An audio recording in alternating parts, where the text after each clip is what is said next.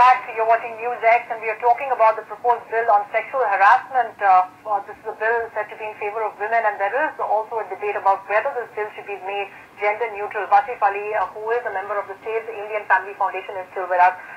Mr. Ali, before we continue to a break, you were making a point that you had a particular issue about the person who heads the committee being a woman who's committed to the cause of women. See, my specific issue is with that phrase, committed to the cause of women.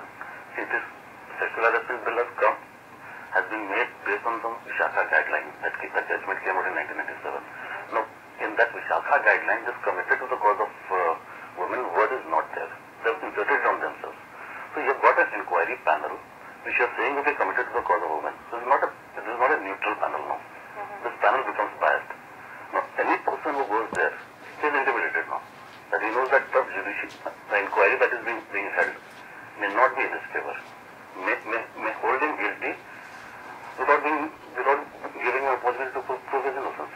Right, Madhu, Mr. Ali is voicing a concern that a lot of men have actually raised. Now, if you take the international example, most Western countries, including the US, Australia, and several other Western countries, have made these laws gender neutral. In fact,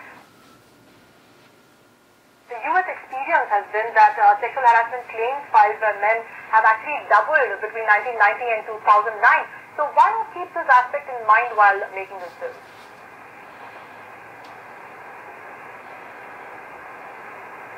Again, I don't have any problem in it becoming gender neutral.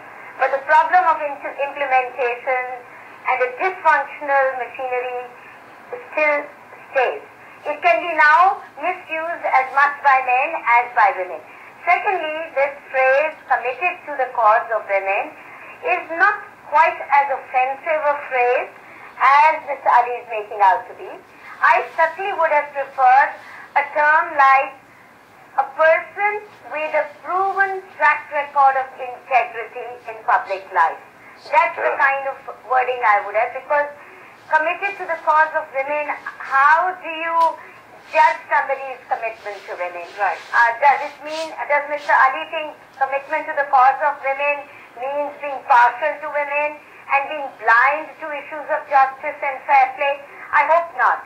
I think those who use the phrase just meant being gender sensitive, being sensitive to the fact that more women are likely to be traumatized, that more women are at the receiving end of sexual harassment, that more men are in positions of power where they control a woman's professional career prospects, and therefore they can use it. Far fewer women are in those positions in India.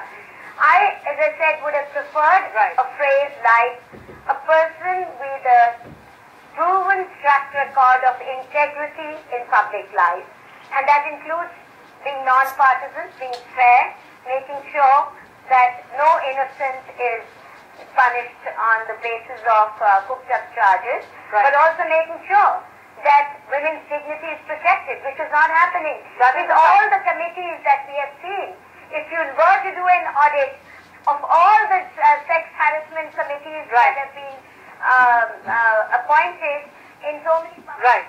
In fact, Madhu, all of most people who have raised concerns will perhaps be more comfortable with that definition. Let me go across to Mohit Lalwani. Mohit, very quickly, considering all that you've heard now, how relevant do you think this issue will be when it comes up for hearing in India?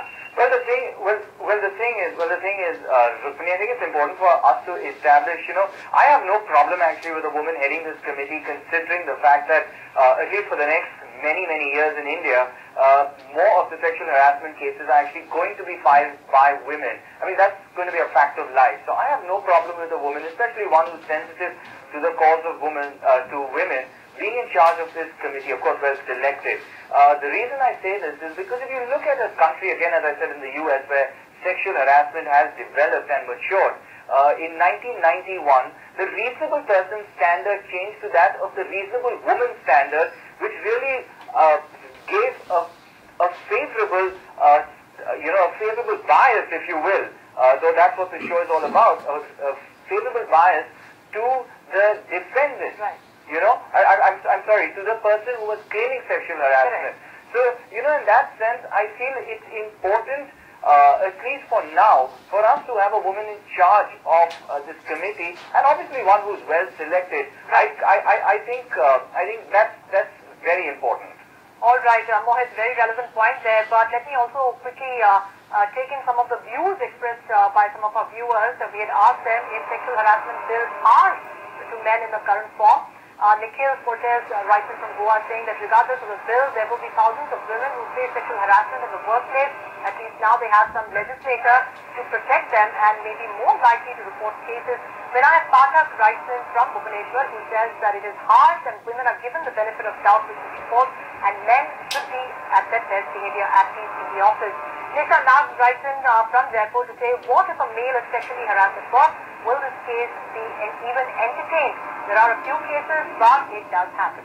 Well, the jury is out on this particular issue, but of course it remains to be seen how the government decides on this issue. Of course, it does merit a lot more debate. Thank you very much to our guests, Madhukeshwar, Wasif Ali and Mohit Lalwani for joining us in this discussion. Let's take a very short commercial break.